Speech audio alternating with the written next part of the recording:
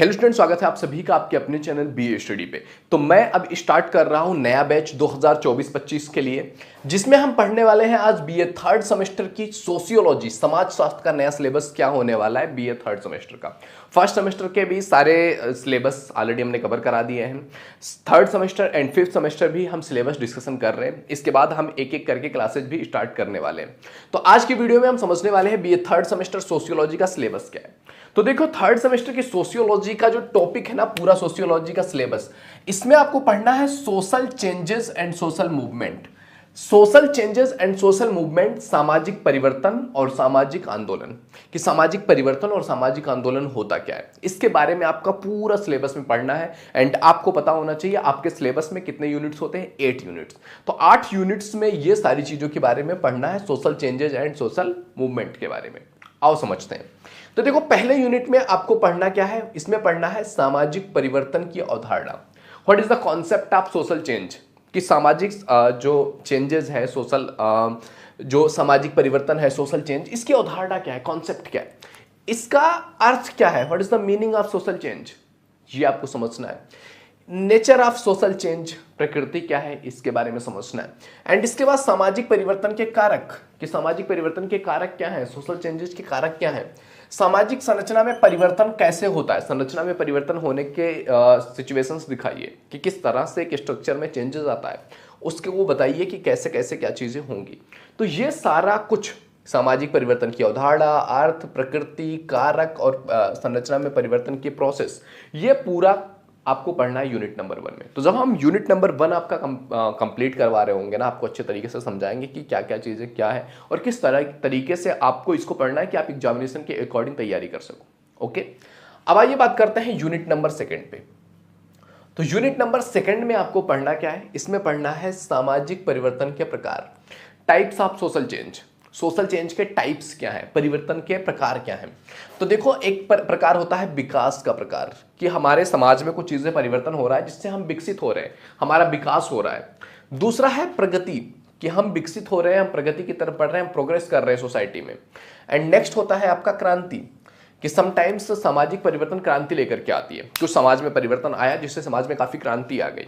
And sometimes वो क्रांति के अगेंस्ट भी लोग खड़े हो जाते हैं, समटाइम्स उस क्रांति के अगेंस्ट भी लोग खड़े हो जाते हैं कि नहीं, ये चीज एक्सेप्टेबल नहीं है, ये नया सिस्टम हम इंट्रोड्यूस नहीं कर सकते। ऐसा होता है ना, जब सती प्रथा को हटाया गया था तो भी लोग उसके अगेंस्ट आए थे, बाल विवाह को हटाया गया तो भी लोग उसके अगेंस्ट आए। मतलब जो भी समाज में चीजें चल रही होंगी उसमें चेंजेज आएगा ना, तो चेंज में क्रांति होगी, लड़ाई झगड़े भी हो सकते हैं, मुठभेड़ भी हो सकती है, और इससे एक नई दिशा जरूर डिफाइन होती है।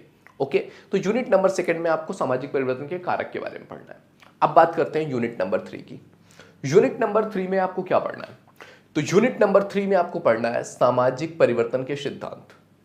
सामाजिक परिवर्तन के थ्योरीज क्या है, थ्योरीज ऑफ सोशल चेंज, सामाजिक परिवर्तन के सिद्धांत। तो सामाजिक परिवर्तन का एक सिद्धांत है रेखीय सिद्धांत, कि समाज में परिवर्तन एक रेखीय दिशा में हो रहा है।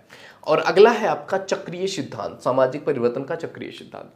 तो ये सिद्धांत किस तरह से वर्क करते हैं, किस तरह से सामाजिक परिवर्तन का रेखीय सिद्धांत वर्क करता है, काम करता है, सामाजिक परिवर्तन का चक्रीय सिद्धांत किस तरह से वर्क करता है, ये सारा कुछ आपको पढ़ना है यूनिट नंबर 3 में। ओके, तो यूनिट नंबर 3 में हम ये सब चीजें, सिद्धांत पढ़ने वाले हैं। अब बात करते हैं यूनिट नंबर 4 की।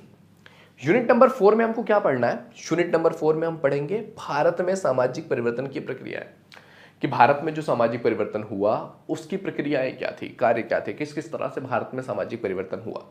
अब इसमें आप देखोगे संस्कृतिकरण हुआ पहले, कि एक संस्कृतिकरण होता चला आ रहा है शुरू से ही, तो इससे समाज में परिवर्तन की प्रक्रियाएं आए। फिर पश्चिमीकरण आया, पश्चिम का आक्रमण हुआ भारत पे, तो पश्चिमीकरण चीजें आई, आधुनिकीकरण आई नए जनरेशंस में, फिर संकीर्णताएं आई, फिर सार्वभौमिकता आई। इस तरह से धीरे धीरे भारतीय समाज में परिवर्तन की प्रक्रियाएं चलती रही है।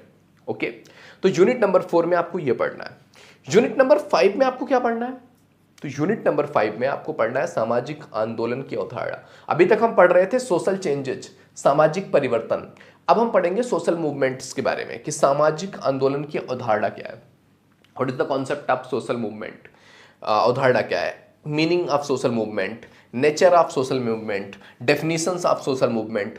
ये सारा कुछ आपको पढ़ना है कि मीनिंग क्या है, नेचर क्या है, डेफिनेशन क्या है, कॉन्सेप्ट क्या है सोशल मूवमेंट का। ओके, एंड सामाजिक आंदोलन की विशेषताएं क्या है। सामाजिक आंदोलन की विशेषताएं क्या है ये पढ़ना है और इनके पूरा कॉन्सेप्ट समझना है कि इनका concept, meaning, nature and definitions क्या है, हम क्या समझते हैं सामाजिक आंदोलन से। तो बेसिक रूप से अगर सामाजिक आंदोलन को आपको समझना हो तो आप क्या डिफिनेशन दोगे सामाजिक आंदोलन का? कि समाज में हो रहा एक आंदोलन जो समाज के बहुत सारे लोगों के द्वारा मिल करके किसी चीज के अगेंस्ट कुछ बातें रखी जा रही हैं या कुछ लड़ाई झगड़े किए जा रहे हैं, मुठभेड़ हो रहे हैं, तो ये कहलाएगा समाज में होने वाला आंदोलन जो समाज के किसी कार्य की वजह से हो रहा हो, जिसमें समाज के काफी लोग इन्वॉल्व हो, सामाजिक मूवमेंट है। तो ये हमको पढ़ना है। यूनिट नंबर 6 में क्या पढ़ना है? यूनिट नंबर 6 में आपको पढ़ना है सामाजिक आंदोलन और सामाजिक परिवर्तन।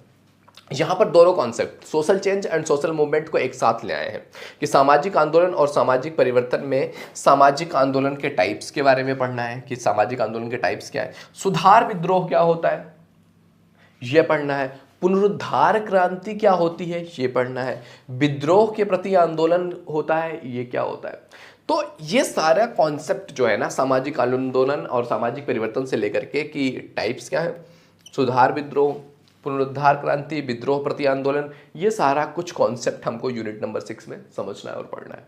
ओके, अब बात करते हैं यूनिट नंबर 7 की। यूनिट नंबर 7 में आपको पढ़ना है सामाजिक आंदोलन के सिद्धांत। सामाजिक आंदोलन की थ्योरीज क्या है, थ्योरीज ऑफ सोशल मूवमेंट। तो इसमें आपको संरचनात्मक सिद्धांत के बारे में देखने को मिलेगा, कार्यात्मक सिद्धांत के बारे में देखने को मिलेगा और सामाजिक आंदोलन का मार्क्सवादी सिद्धांत देखने को मिलेगा। तो ये सारे सिद्धांतों के बारे में आपको यूनिट नंबर 7 में समझना है कि किस तरह से ये वर्क करते हैं। अब बात करते हैं यूनिट नंबर 8 की। यूनिट नंबर 8 इस सिलेबस का आखिरी यूनिट है जिसमें आपको पढ़ना है भारत में सामाजिक आंदोलन। अब भारत में कई सारे सामाजिक आंदोलन हुए हैं, राजनीतिक आंदोलन हुआ है, बट भारत में सामाजिक आंदोलन कौन कौन से रहे हैं, किस किस टाइप का रहा है। तो कुछ किसान आंदोलन हुआ है और भारत में अंग्रेजों के खिलाफ जो मैक्सिमम शुरुआती आंदोलन हुए हैं वो कहीं ना कहीं टैक्स को लेकर के ही थे। तो किसान आंदोलन है, मजदूर आंदोलन भारत में हुए हैं, दलित आंदोलन भारत में हुआ है, महिला आंदोलन हो गया, पर्यावरण को लेकर के आंदोलन हो गया। तो ये सारी चीजें कैसे हुई, कब हुआ, कौन कौन से आंदोलन किस किस टाइम पे हुए, उनका कॉन्सिक्वेंसेज क्या था, क्यों हुआ वो आंदोलन, तो ये सारा कुछ बेस आपको यूनिट नंबर 8 में समझना है। तो ये है बेसिकली आपके बीए थर्ड सेमेस्टर के सोशियोलॉजी का सिलेबस जिसमें आपको social changes and social movement से रिलेटेड ये सारे यूनिट्स कवर करने हैं। तो आई होप वीडियो तुम्हें समझ में आया होगा। वीडियो पसंद आए तो लाइक जरूर कीजिए, पहली बार चैनल पे आए तो please visit the channel. If you think it is valuable तो आप सब्सक्राइब कर सकते हैं एंड आने वाली वीडियोज का आपको नोटिफिकेशन मिलता रहे इसके लिए चैनल को सब्सक्राइब करके बेल आइकन जरूर हिट कर लीजिएगा। ओके मेरे दोस्त, तो मिलते हैं आपसे अगले वीडियो में, तब तक के लिए जय हिंद, जय भारत।